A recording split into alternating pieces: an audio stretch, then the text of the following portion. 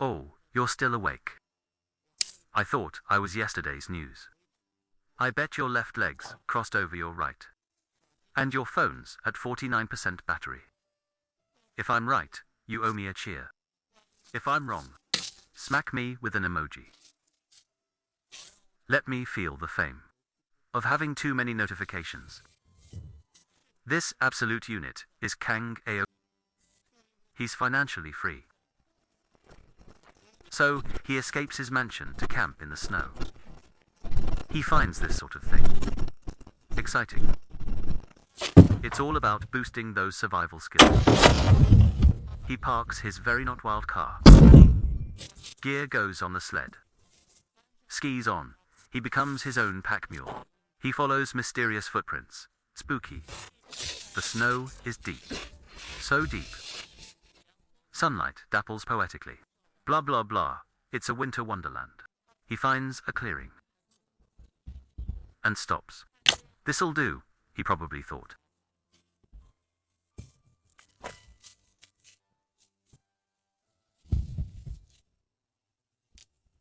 He didn't bring a tent, on purpose. He's here for the authentic shelter-building misery. First, he finds a suitably innocent-looking log, then assembles his gadgets, and begins his epic battle with snow. Someone forgot to turn off the snow machine. We're talking 1.8 meters of the stuff. So, this is gonna be fun. Behold, the mighty shovel wielder, engaging in some furious snow. And just like that, instant trenches.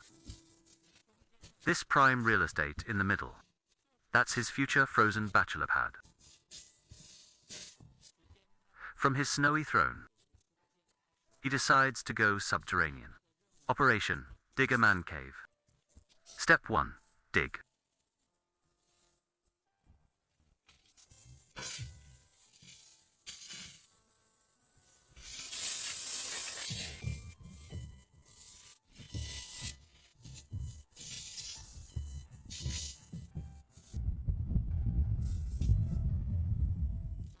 Once the hole is sufficiently hollow, he flattens the floor, because standards. Time to go shopping at the branch department. Luckily, this forest is full of free building materials, which snap right off with pure manliness.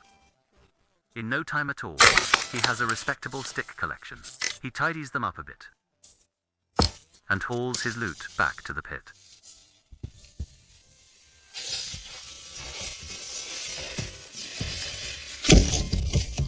He then artfully arranges the sticks over the hole to form a highly questionable roof.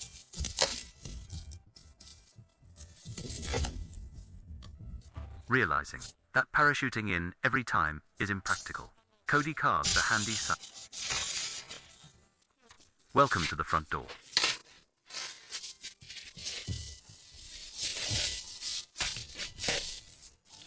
Now for another lumber run. Because this palace won't build itself, to avoid sleeping like a peasant, you need a mattress. A stick mattress, apparently.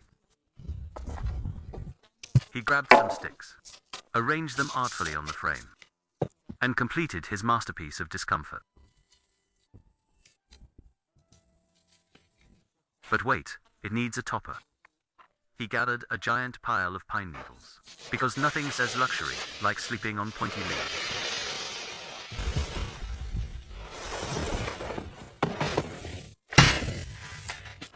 Next, he assembles the central heating. It's a trusty 8-year-old stove chimney. He mounts this fire hazard to the wooden frame. A few screws are added to make it look official. He makes the roof waterproof with a tarp, then immediately cuts a hole in it. For the chimney, what could go wrong? With the furnace installed, the beast must be fed. Time to find enough firewood for the whole night.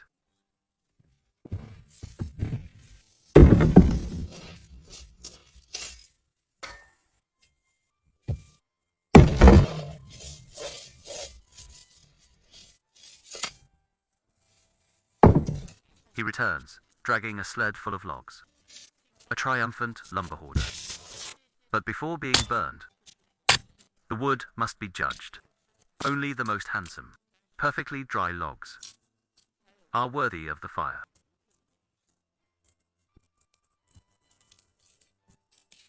After bringing the beast to life, Cody remembers one last thing: making the bed, now with 100% more pine.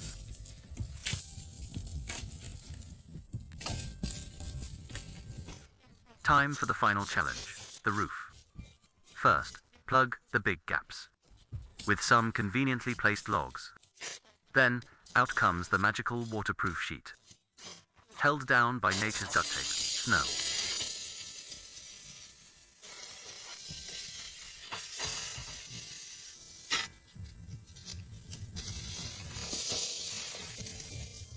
For the parts he missed with the tarp, he just kinda shoves branches in there. And finally, using more snow, he buries the whole thing. Done.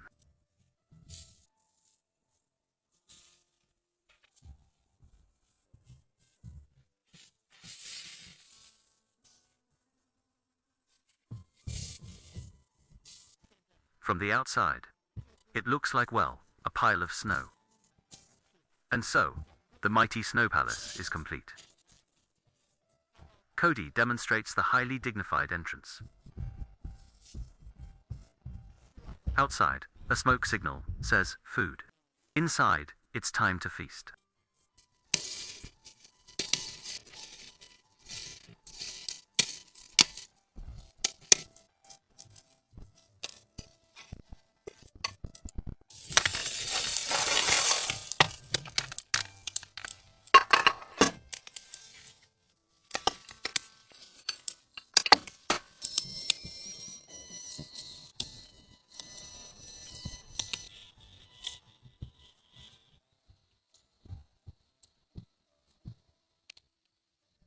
Finally, you pull the pin like on a tasty grenade. A gentle twist of the pot's mystery knob, and the whole hut instantly smells like heaven. Just wait 2.5 minutes.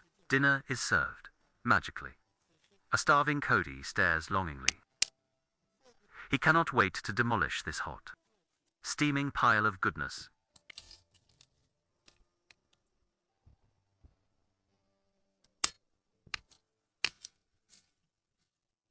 After a glorious meal, he hangs up a fancy door curtain. No drafts allowed in this 5-star snow hotel.